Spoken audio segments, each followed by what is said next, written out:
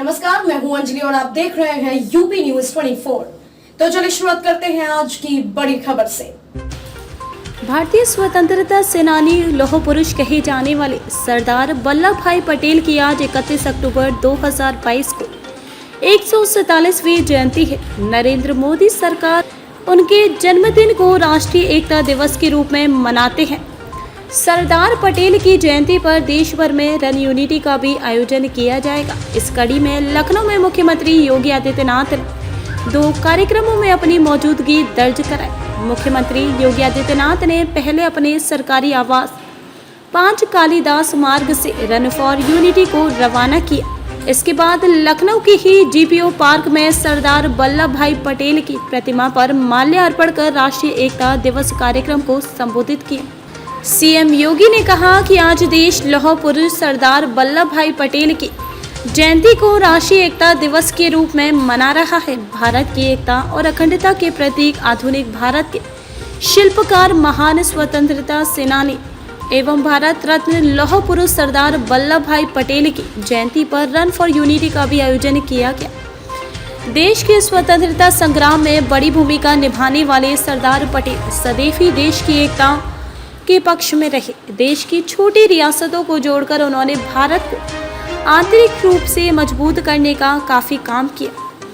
योगी ने कहा कि देश के पहले उप प्रधानमंत्री तथा गृह मंत्री सरकार वल्लभ भाई पटेल के योगदान को पीएम नरेंद्र मोदी ने बड़ा आयाम देने का प्रयास किया है।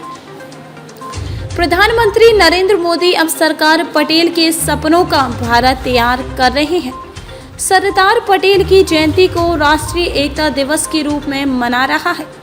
उन्होंने ही एकता का पाठ पढ़ाया है। उन्होंने कहा कि सरदार पटेल ने रियासतों का भारत में विलय कराया।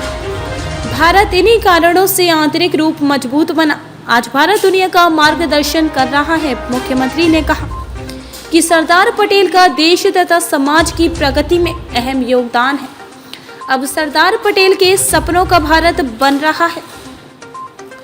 उन्होंने कहा कि आज़ादी के बाद भले ही कुछ लोगों या सरकारों ने सरदार वल्लभ भाई पटेल को विस्मृत करने का प्रयास किया, लेकिन उनका योगदान को देश के हर नागरिक को पता है। उन्होंने कहा कि प्रधानमंत्री नरेंद्र मोदी ने देश के पहले गृह मंत्री रहे सरदार पटेल के योगदान को अलग पहचान दे दी है।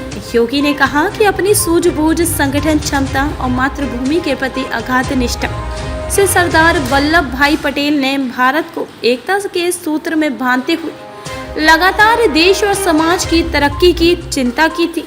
माननीय मुख्यमंत्री जी का खेल एवं युवा कल्याण विभाग की ओर से बहुत ढेर सारा स्वागत करता हूँ, अभिनंदन करता हूँ, वंदन करता हूँ। और मंच पर उपस्थित माननीय उप मुख्यमंत्री जी का भी बहुत ढेर सारा स्वागत करता हूँ, अभिनंदन करता हूँ, वंदन करता हूँ। आज सरदार वल्लभ भाई पटेल की जयंती है। उन्होंने देश की आज़ादी से लेकर और देश की आज़ादी के बाद भी जो उनका योगदान है वो भारत के इतिहास के पन्ने में दर्ज है।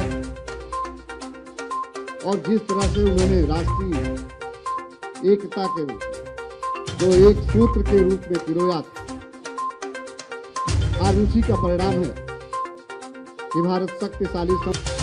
लेकिन जब टीम में परस्पर समन्वय होता है तो टीम भावना ही विजयश्री का वर्णन भी करती है। और उस टीम भावना के साथ हम सबको एक भारत श्रेष्ठ भारत बनाने के लिए आज इस राष्ट्रीय एकता के संदेश को लेकर के जन जन तक पहुंचना है। अपने देश के प्रति, अपनी मातृभूमि के प्रति, अपने उत्तरदायित्व के निर्वहन करने के लिए, केवल अपने अधिकार के लिए ही नहीं, अपने कर्तव्यों के प्रति भी हर व्यक्ति आगाह हो सके। पहली बार हुआ है देश के अंदर जब सरदार वल्लभ भाई पटेल को सम्मान दिया जा रहा है।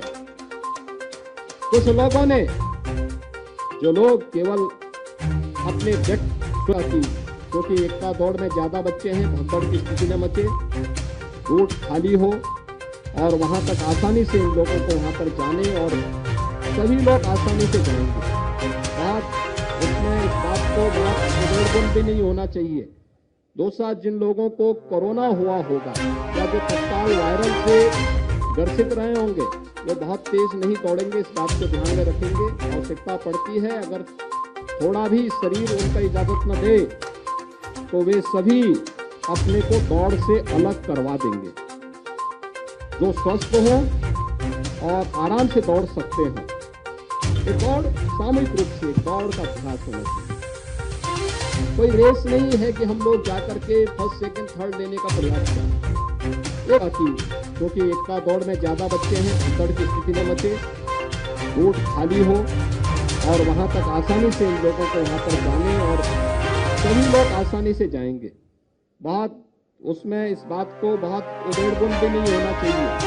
दूसरा, जिन लोगों को कोरोना हुआ होगा या जो तत्काल वायरल से ग्रसित रहे होंगे वे बहुत तेज नहीं दौड़ेंगे, इस बात को ध्यान में रखेंगे। आवश्यकता पड़ती है अगर थोड़ा भी शरीर उनका इजाजत न दे तो वे सभी अपने को दौड़ से अलग करवा देंगे।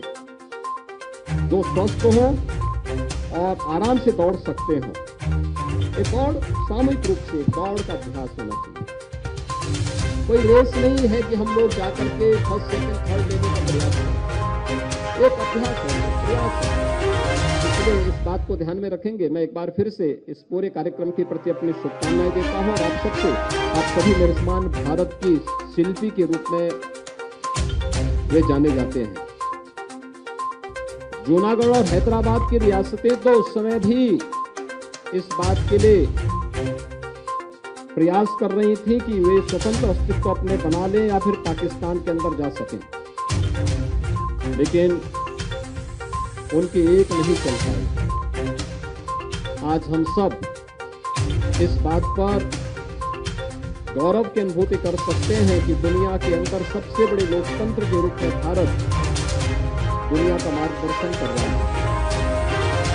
प्रधानमंत्री मोदी जी के नेतृत्व में एक भारत श्रेष्ठ भारत की जिस परिकल्पना को आज साकार किया जा रहा है, वास्तव में इसके शिल्पी सरदार वल्लभ भाई पटेल थे।